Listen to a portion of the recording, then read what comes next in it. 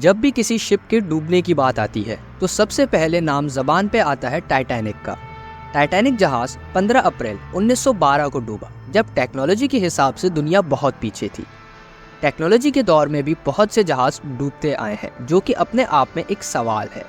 और इस सवाल को और मजबूत करता है कोस्टा कॉन्कॉर्डिया क्रूज, जो 2012 में एक आइलैंड के करीब ही पलट गया था। इस डिजास्टर के बाद कई तरह के सवाल उठे, जैसे टाइटैनिक से 2 गुना बड़ा और भारी जहाज आखिर पलटा कैसे। आज की इस वीडियो में हम जानेंगे कि कोस्टा कॉन्कॉर्डिया आखिर था क्या और इसके डूबने की क्या वजह थी। तो आइए शुरू करते हैं इस वीडियो को। कोस्टा कॉन्कॉर्डिया को बिल्ड किया था एक इटालियन शिप बिल्डिंग कंपनी फिनकेंटिeri ने, जिसे बनाने में उन्हें पूरे 2 साल लगे। अगर हम इस क्रूज के फीचर्स की बात करें जो उसके अंदर मौजूद थे, तो टाइटैनिक जो अपने वक्त की सबसे बड़ी शिप थी, तो कोस्टा कॉन्कॉर्डिया उससे भी काफ़ी बड़ी शिप थी। अगर हम इनके डिफरेंस की बात करें तो कोस्टा कॉन्कॉर्डिया में 6 इंजन्स लगे हुए थे और टाइटैनिक में सिर्फ 2 इंजन्स मौजूद थे। टाइटैनिक पुराने ज़मानों की शिप्स की तरह कोल पावर्ड थी, जबकि कोस्टा कॉन्कॉर्डिया डीजल पावर्ड थी और दोनों की टॉप स्पीड में कोई फ़र्क नहीं था। दोनों की top speed 42.59 kilometre per hour थी।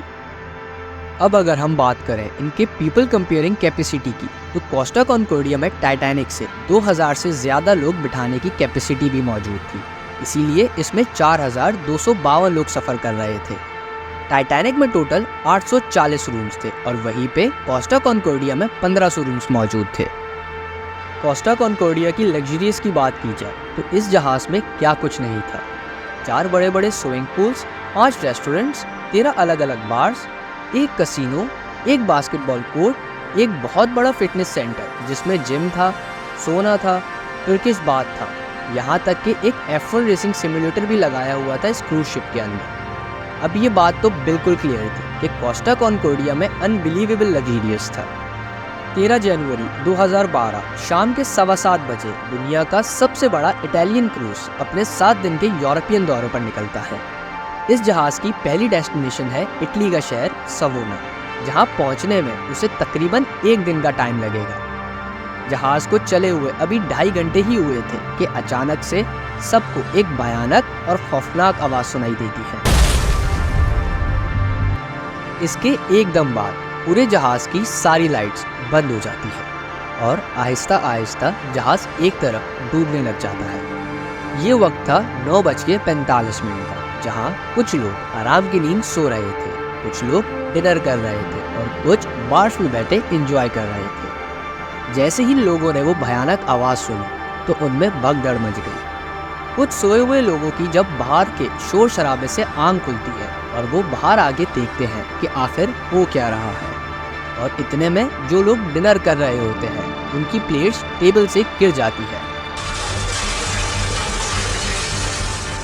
जब हालात ज़्यादा ख़राब होने लगते हैं तो जहाज़ की मैनेजमेंट पैसेंजर्स को बताती है कि ये सिर्फ एक इलेक्ट्रिकल फेलियर है, लेकिन बात ये नहीं थी, बल्कि जहाज़ का पूरा इंजन ही फेल हो गया था और ये बात कैप्टन पैसेंजर से छुपाए रखते हैं।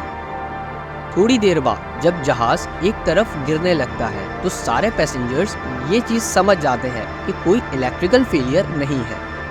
लोगों को लगने लगता है कि ये कहीं टाइटैनिक जैसा वाक़या तो नहीं है। हैरत की बात ये है कि टाइटैनिक का हादसा इससे पूरे 100 साल पहले 1912 में हुआ था।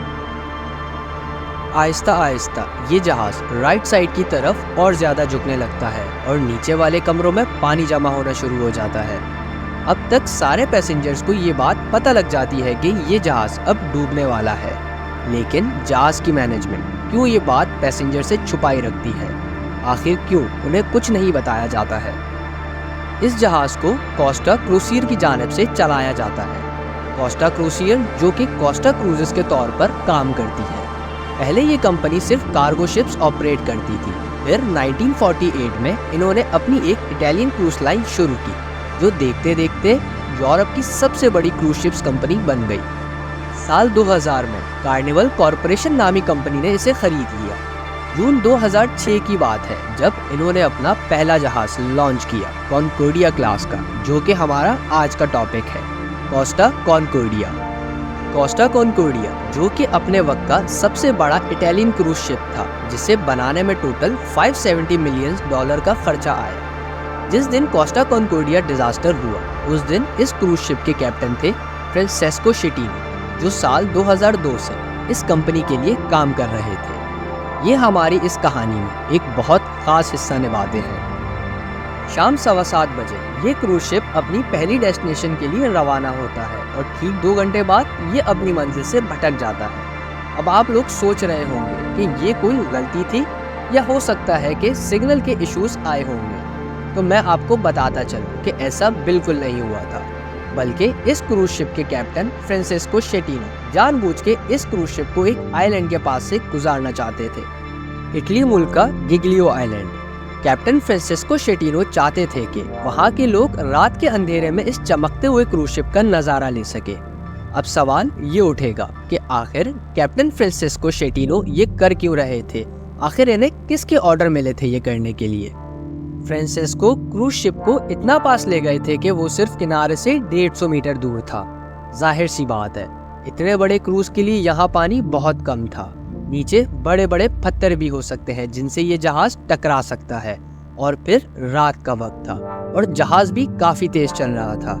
बाद में इटली की ministry of infrastructure and transport ने अपनी रिपोर्ट में भी यही लिखा था कि रात के टाइम एक अनसेफ डिस्टेंस पर यह जहाज बहुत तेज चल रहा था किनारे पे। कैप्टन फ्रांसेस्को शेटीनो एक टाइम पे सीनियर कैप्टन मारियो कोलंबो के अंडर काम किया करते थे और मारियो भी गिग्लियो पे रहते थे। जिस टाइम ये जहाज गिग्लियो आइलैंड से गुजर रहा था तो कैप्टन फ्रांसिस्को मारियो को कॉल करते हैं और कहते हैं कि जब हम आइलैंड से गुजर रहे होंगे तो हम आपके लिए सायरन बजाएंगे और हम आपको एक ट्रिब्यूट देना चाहते हैं। इसके जवाब में मारियो का कहना था कि मैं तो आइलैंड पे मौजूद नहीं हूँ बल्कि इटली के दूसरे शहर में हूँ। इन्हीं बातों के दौरान इन दोनों की लाइन ड्रॉप हो जाती है।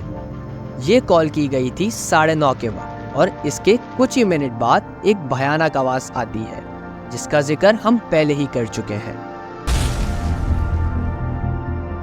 ये क्रूज शिप पानी के अंदर मौजूद पत्थरों से टकरा जाता है। टकराने के बाद शिप के पोर्ट साइड पे 35 मीटर लंबा सुराख हो गया।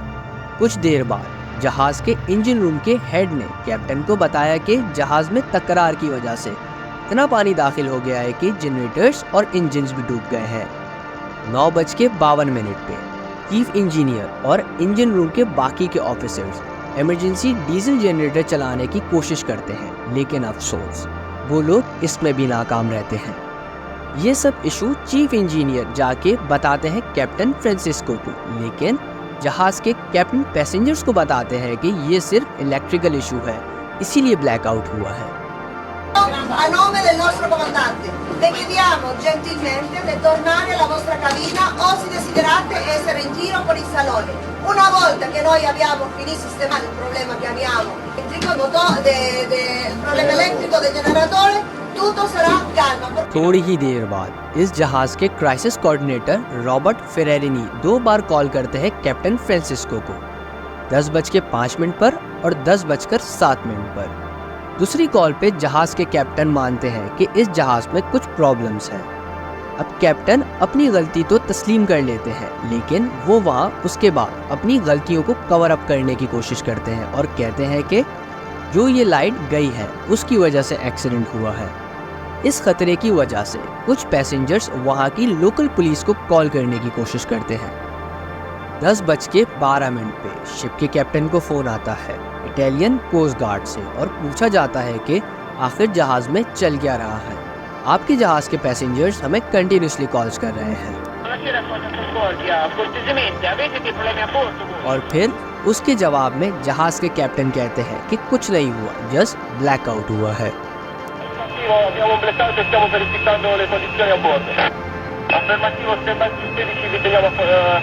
10:33 पर एक जनरल इमरजेंसी अलार्म रेज किया जाता है।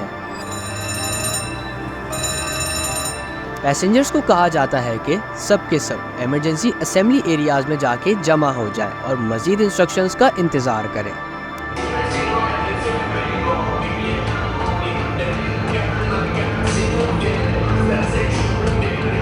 अब आप ये सोच के देखो दोस्तों, 4200 से ज़्यादा पैसेंजर इस जहाज़ में फंसे हुए हैं और अब जहाज़ 30 डिग्री पे टिल्ट हो चुका है। नीचे के कई केबिन्स भी पानी के अंदर डूब चुके हैं। रात 10:45 तक। अथॉरिटीज़ को इस एक्सीडेंट के बारे में बताया भी नहीं जाता, यहाँ तक कि इवैक्यूएशन ऑर्डर्स भी बहुत ही लेट दिए जाते हैं।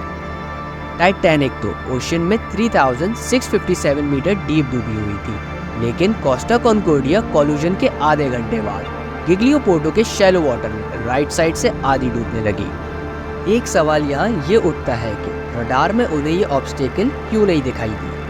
तो आपको यहाँ बताते चले कि कैप्टन ने नेविगेशन सिस्टम भी बंद कर दिया था, क्योंकि उनका कहना था कि वो इस रूट को इतनी दफ़ा ट्रैवल कर चुके हैं कि वो इस रूट को आंखों की मदद से भी नेविगेट कर सकते हैं। लेकिन उनके एक क्रू मेंबर का कहना था कि डिज़ास्टर के दिन उन्होंने अपने ग्लासेस भी नहीं पहने थे। अगर देखा जाए तो ऐसे वाक़ये में शिप के कैप्टन को हमेशा ऐसी सिचुएशन में सबसे लास्ट निकलना चाहिए, मगर इस केस में ऐसा नहीं है। जैसे ही शिप डूबने लगी, शिप का कैप्टन फर्स्ट फ्यू में से था जिसने शिप को सबसे पहले अबॉन्डन किया। अब जैसे ही कैप्टन ने जहाज को छोड़ने का पैगाम दिया, जहाज में एक बुरी तरह से हलचल मच गई। अब कैप्टन के ना होने की वजह से क्रू को इवैक्यूएशन के ऑर्डर्स बहुत ही लेट मिले, बट क्रू के कुछ मेंबर्स ने ऑर्डर के आने से पहले ही लाइफ बोट्स प्रिपेयर करना शुरू कर दी, और बाकी के कुछ लोग जिन्हें स्विमिंग आती थी पानी में कूद गए और बराबर में जो आइलैंड था वहाँ चले गए। कोस्टा कॉन्कोर्डिया में पैसेंजर्स, जिसमें ज़्यादातर इटालियंस, जर्मन्स, इंडियंस और बाकी काफ़ी नेशनलिटीज़ के लोग थे, उन्हें रेस्क्यू करने के लिए लाइफ बोट्स का यूज़ किया गया। लेकिन उसके साथ इटालियन कोस्ट गार्ड, नेवी और एयरफोर्स के 5 हेलीकॉप्टर्स भी वहां पर यूज़ किए गए इस रेस्क्यू में। कोस्टा कॉन्कोर्डिया क्रूज शिप के 11 मेंबर सिक्योरिटी स्टाफ की एक वाहिद औरत कर्नाता रमेशाना, जो कि एक इंडियन थी, वो बताती है कि ज़्यादातर पैसेंजर्स जो क्रूज शिप पे मौजूद थे वो इटालियंस थे, और क्रू के बहुत सारे मेंबर्स इटालियन ज़बान नहीं जानते थे। तो इस बात से ये अंदाज़ा लगाया जा सकता है कि शिप के स्टाफ मेंबर्स को कितनी लैंग्वेज बैरियर का सामना करना पड़ा होगा। इसके साथ साथ सबसे बड़ा मसला ये था कि ज़्यादातर क्रू मेंबर्स ऐसी इमरजेंसी सिचुएशन के लिए ट्रेन नहीं थे, क्योंकि वो सिर्फ सर्विस स्टाफ थे। लेकिन इस बहुत सारे इश्यूज़ का सामना करते हुए बहुत सारे क्रू मेंबर्स ने हिम्मत दिखाते हुए हीरोज़ का काम किया। कर्नाता ने पर्सनली एक ब्लाइंड औरत को लाइफ बोट में बिठाया, बाकी 2 क्रू मेंबर्स ने व्हीलचेयर पे बैठे पैसेंजर्स को कंधों पे बिठा के लाइफ बोट में बिठाया। इन क्रू मेंबर्स में एक मेंबर ऐसे थे जो अपनी जान तो ना बचा सके, लेकिन आखिरी दम तक पैसेंजर्स को बचाते रहे। रसल रबेलो, जो कि एक इंडियन थे और कॉन्कोर्डिया में वेटर के तौर पर काम करते थे। कैप्टन शेटिनो के ऑर्डर के आने से पहले ही वो पैसेंजर्स की मदद कर रहे थे उन्हें लाइफ बोट में बिठाने के लिए, लेकिन अनफॉर्चुनेटली वो खुद की जान ना बचा सके। Indian waiter Russell Rebello is said to have died after giving up his own life jacket to save one passenger and helping others into lifeboats. और दूसरी तरफ कैप्टन शेटिनो थे जो भागने में सबसे पहले थे। Italian cruise ship captain apparently ran for a lifeboat and got off the wreck while his crew and passengers were still on board fighting for their lives. जब ये वाकया पेश आया तो आइलैंड के बहुत से लोग अपने घरों से बाहर निकल आए। इस आइलैंड के डिप्टी मेयर मारियो पेलेग्रिनी को जैसे ही पता चलता है कि यहाँ एक जहाज डूब रहा है, तो वो खुद एक सिविलियन के तौर पे खुद जाते हैं पानी के अंदर पैसेंजर्स की मदद करने के लिए। इस शुरुआती एवैक्यूएशन के दौरान 2500 से 3000 लोगों को सेफली आइलैंड पहुंचा दिया जाता है। रात के 12:42 पे कोस्ट गार्ड के कमांडर कैप्टन ग्रिगोरियो डी फेल्को कैप्टन शेटिनो को फोन लगाते हैं और कहते हैं कि तुम इस जहाज के कैप्टन हो और तुम्हें वापस जाना चाहिए। मैं तुम्हें ऑर्डर करता हूँ कि जहाज पे वापस जाओ और बताओ कि कितने पैसेंजर्स और रह गए हैं शिप पे। Io sono De Falco da Livorno, parlo col comandante? Sì, buonasera, comandante Di Falco. Mi dica il suo nome, per favore. Il comandante Schettino, comandante. Schettino? Sì. Ascolti Schettino. Lei quella piscaccina la percorre in senso inverso, sale sulla nave e mi dice quante persone e che cosa hanno a bordo, chiaro? तुम इस तरह से अपने passengers को छोड़ के नहीं जा सकते। आइए सुनते हैं मजीद क्या कहा था कैप्टन ग्रिगोरियो ने शेटिनो को। Guardi Schettino che lei si è salvato forse dal mare, ma io la porto veramente molto male, faccio passare l'anima di guai. Vado a bordo. जवाब में कैप्टन शेटिनो बहाने करते हैं कि मैं वापस नहीं जा सकता। Sto andando perché ci sta l'altra lancia che si è fermata. Lei vada a bordo, è un ordine, lei non deve fare altre valutazioni, lei ha dichiarato l'abbandono nave.